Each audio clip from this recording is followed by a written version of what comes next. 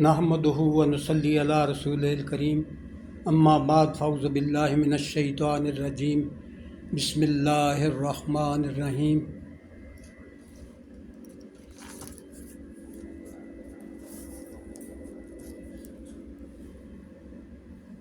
पंजवां पारा सूरा निसा रुकू 9 तो रुकू 11 तक दा निचोड़। 9वें रुकू च फरमाया अल्लाह पाक ने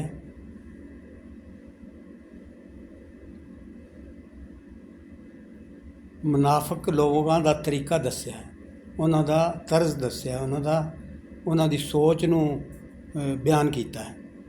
मुनाफिक जिहड़े ने कुरान दा हुक्म तां मन्नण नूं तैयार ने पर रसूलुल्लाह सल्लल्लाहु अलैहि वसल्लम दी ताबेदारी लई तैयार नहीं। ये तरीका सुन्नत दे मुनकरां दा भी है। वो कुरान दे हुक्म तां मन्नण नूं तैयार ने लेकिन हदीस रसूल सल्लल्लाहु अलैहि वसल्लम नूं हुज्जत दे तौर ते नहीं मन्नण लई तैयार।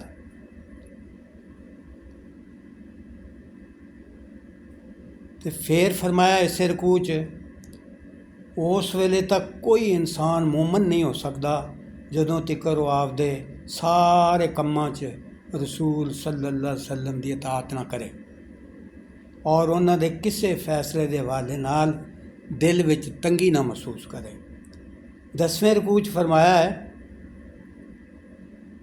मुनाफिकां दी इस कमज़ोरी का बयान किया गया है भी अल्लाह दे राह विच जंग करन तो हिचकिचांदे ने, वो बहुत ही ज़्यादा थोड़े दिले ने, बुज़दिल ने, दीन दे लई माल ते जान दी कुर्बानियां देन तो घबराते ने। मुसलमानों नूं हुक्म दिता गया है बई वो अल्लाह दी राह विच लड़ाई करन, हक और बातल दा जदों मारका होवे भावें वो जितन ते भावें हारन, हर सूरत विच उन्हां नूं बहुत ही चंगा बदला मिलेगा।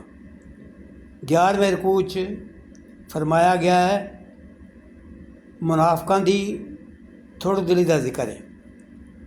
मक्के का जिहड़ा ज़माना सी उहदे विच ते मुसलमानों नूं हुक्म सी कि अपने हत्थ बन के रखो, किसी भी मुखालफत दे जवाब विच कदम ना चुको।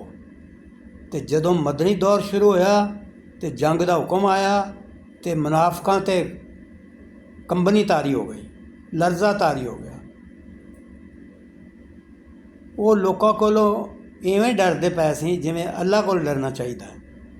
उन्हां नूं आख्या गया मौत तो ना डरो, मौत तो अपने जिहड़ा उहदा मुकर्रर वेला है और मुकर्रर थां है उत्थे आके रहेगी।